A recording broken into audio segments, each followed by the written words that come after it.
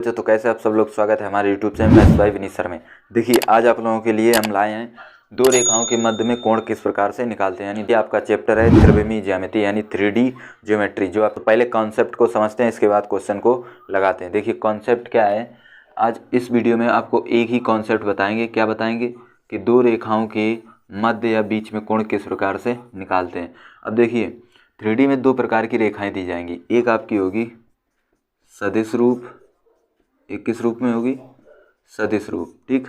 और एक आपकी होगी कार्तीय रूप। दोनों में बताएंगे। एक कौन सी होगी आपकी, कार्तीय रूप, ठीक। ये आपकी दो रेखाएं होंगी। इस चैप्टर में किस प्रकार से रेखाएं होती हैं, एक आपकी होती है सदिश रूप में और एक आपकी होती है कार्तीय रूप में। देखिए सदिश रूप में जब भी आपको रेखा दी जाएगी, अब देखिए जब कोण निकालेंगे तो कितनी रेखाएं, दो रेखाओं के बीच कोण। एक सदिश रूप में भी पूछ सकता है आपका, कार्तीय रूप में पूछ सकता है। तो चलिए पहले बता दें सदिश रूप। मान लीजिए आपके पास एक रेखा दी गई, आर वेक्टर बराबर a vector plus lambda times of m vector. ये आपकी पहली रेखा है। यहाँ पर आप लिख लें रेखा फर्स्ट। ये आपकी कौन सी रेखा है, फर्स्ट। इसके बाद आपको दी जाएगी रेखा सेकेंड, वो आपकी दी जाएगी आर वेक्टर बराबर B vector plus lambda times of mu vector. जब भी आपको इस प्रकार से रेखाएं दी जाएं और आपसे बोला जाए कि बताइए इन दोनों रेखाओं के बीच कोण कितना होगा, तब आप सिंपल फार्मूला लगाएंगे कॉस थीटा बराबर M vector dot N vector upon में लिखेंगे एम वेक्टर का मॉड डॉट एन वेक्टर का मॉड। ये आपका हुआ किस रूप में, ये आपका हुआ सदिश रूप में। जब भी आपसे पूछा जाए तो सदिश रूप में ये आप फार्मूला लगाएंगे, नोट कर लीजिए। देखिए रेखा किस प्रकार से दी जाएगी, एक उदाहरण के तौर पे आपको बताते हैं, यानी एग्जाम्पल। देखिए आर वेक्टर बराबर दिया जाएगा 3i plus 2j plus k, ठीक है। इसके बाद plus lambda times of 6i plus 3j minus 2k।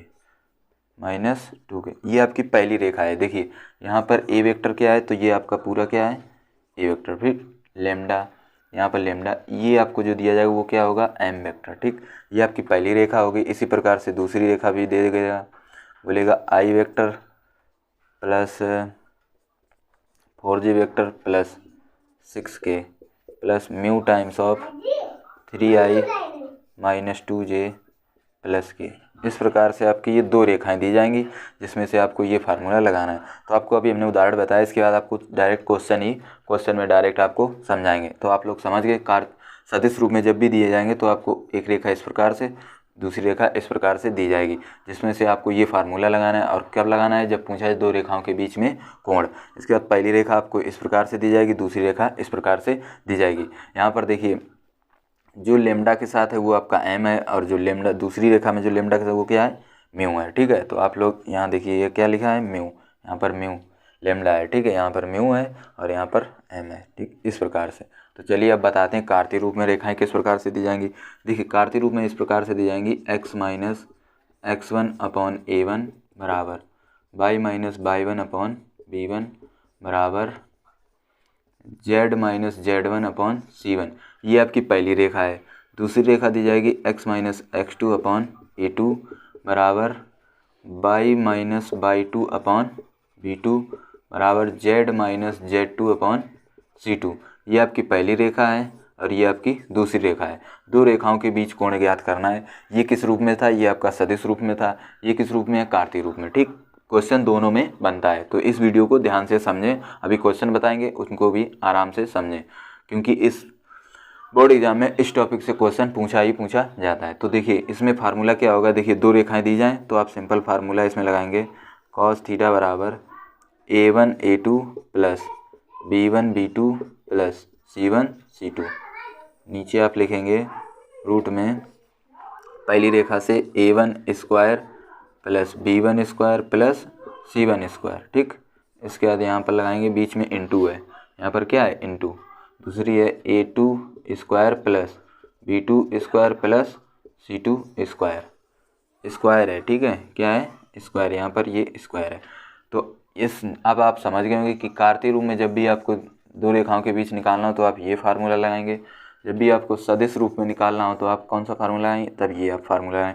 दोनों अच्छे से कॉपी पर नोट कर लें। अब आपको बताते हैं क्वेश्चंस। ये आपके पास क्वेश्चन क्या है कि निम्नलिखित रेखा युग्मों के बीच कोण ज्ञात कीजिए। ठीक है, मतलब क्वेश्चन एक हमने लिया है लेकिन हेडिंग आपकी यही है, बुक में आपके इसी प्रकार से लिखी है। तो देखिए आपके पास पहली रेखा ये और दूसरी रेखा ये, इन दोनों रेखाओं के बीच क्या ज्ञात करना है, दो रेखाओं के बीच कोण। ठीक है, आपको ज्ञात करना है कोण। तो देखिए सबसे पहले आपको लेना है पहली रेखा। तो पहली रेखा आपके पास क्या है, पहली रेखा, देखिए पहली रेखा है आपके पास r vector 3i plus 2j minus 4k। ठीक, प्लस क्या लिखा है, प्लस लेमडा, यहाँ पे लिखा है i minus 2j plus 2k। सबसे पहले आपको पहली रेखा से निकालना है m वेक्टर। अब आपको पता है कि पहली रेखा जो हमने अभी बताई थी वो आपकी पहली रेखा क्या थी, देखिए तो अभी हमने आपको बताई थी जो पहली रेखा है वो आपकी क्या थी, हमने बताया था कि r वेक्टर बराबर a vector plus lambda times of b vector यानी m वेक्टर। तो ये आपका क्या है, m वेक्टर। तो आप यहाँ से लिखेंगे m वेक्टर बराबर कितना है, i minus 2j plus 2k। ये आपका पहली रेखा। ठीक, इसके बाद इधर देखिए, यहाँ से आपको देखना है दूसरी रेखा आपके पास क्या है, r वेक्टर बराबर 5i plus k plus mu के साथ आपका लिखा है 3i plus 2j plus 6k। ठीक, सबसे पहले आपको तुलना करनी है, यानी क्या होता है b वेक्टर प्लस म्यू, यहाँ पर क्या होता है n वेक्टर, ये तो लिखाया था हमने। तो n वेक्टर आपका इधर से क्या आएगा, ये आपका क्या है n vector 3i plus 2j plus 6k, ये आपका n वेक्टर हो गया, ये आपका m वेक्टर हो गया। अब आपको फार्मूला क्या है, आपका फार्मूला है, यदि फार्मूला देखिए cos थीटा बराबर m vector dot n vector, यहाँ लिखेंगे cos थीटा बराबर m vector dot n vector, नीचे होता है m vector dot n vector, ये आपका फार्मूला है। ठीक है, अब आपको सिंपल यहाँ पर मान रखने हैं। तो देखिए यहाँ रखते हैं cos थीटा, यहाँ आपको क्या चाहिए m वेक्टर, m वेक्टर आपके पास क्या है i minus 2j plus 2k, ये आपका m वेक्टर। इसके बाद लगाएंगे डॉट, यहाँ लिखेंगे n वेक्टर, n वेक्टर आपका ये है तो इसको रखेंगे यहाँ पर, यानी 3i प्लस 2j प्लस कितना है 6k, ये आपका n वेक्टर। इसके बाद नीचे लिखेंगे मॉड। मापांक किस प्रकार से निकालते हैं, आपको हमने बताया यदि इसका मापांक निकालना हो, m वेक्टर क्या निकालना हो मापांक, तो सिंपल जो i j के गुणांक है उसका वर्ग, यानी i का गुणांक कितना 1 तो 1 का वर्ग, इसके लगाएंगे प्लस j का गुणांक कितना है माइनस 2 प्लस k का गुणांक कितना है 2, लेकिन 2 सिंपल इसका स्क्वायर करेंगे तो 1 का वर्ग 1, 2 का वर्ग 4 प्लस 2 का वर्ग 4, तो ये कितना हो जाएगा 4 4 8 1 9, अगर 9 अंडर रूट में तो कितना आएगा 3, तो हम डायरेक्ट यहाँ पर कितना रखें 3। अगर आप लोगों ऐसे ना समझें तो बताइए इसी प्रकार से लें। देखिए m वेक्टर जो था हमने यहाँ पर निकाल लिया तो उसका मान कितना है 3, तो हम यहाँ पर निकाल ही देते हैं। ठीक, आपको बता दिए इस प्रकार से निकालते हैं, लेकिन हम फिर भी यहाँ पर m वेक्टर लिखते हैं, यानी 1 का गुणांक प्लस j का गुणांक कितना है माइनस 2 का स्क्वायर प्लस 2 स्क्वायर, इसके लगाएंगे डॉट, यहाँ पर चाहिए n वेक्टर। n वेक्टर भी आप इसी प्रकार से यहाँ निकाल सकते हैं। अगर देखिए तो n वेक्टर आपको अगर निकालना है तो आप i का गुणांक कितना है 3 यानी 3 का वर्ग, j का गुणांक कितना है 2 2 का वर्ग, k का गुणांक कितना है 6 यानी 6 का वर्ग। सिंपल 3 का वर्ग 9, 2 का वर्ग 4, 6 का वर्ग 36, 36 4 40, 40 और 9 कितना हो गया 49 यानी 7, तो n वेक्टर कितना है 7। लेकिन हम फिर भी यहाँ पर निकालते हैं, देखिए 3 square plus 2 square plus 6 square, इस प्रकार से। अब देखिए यहाँ पर देखिए नीचे आप लोगों को दिख रहा है, चलिए इधर आपको बताते हैं। ठीक, अब यहाँ लिखेंगे कॉस थीटा। ठीक, अब यहाँ पर देखिए आई का आई के गुणांक के साथ आई गुणे आई होता है 1, यानी 3 का गुणा 1 में तो कितना आएगा 3। ठीक, इसके बाद यहाँ देखिए प्लस यहाँ माइनस, तो सबसे पहले बीच में लाएंगे माइनस, 2 का गुणा 2 में करेंगे तो कितना आएगा 4।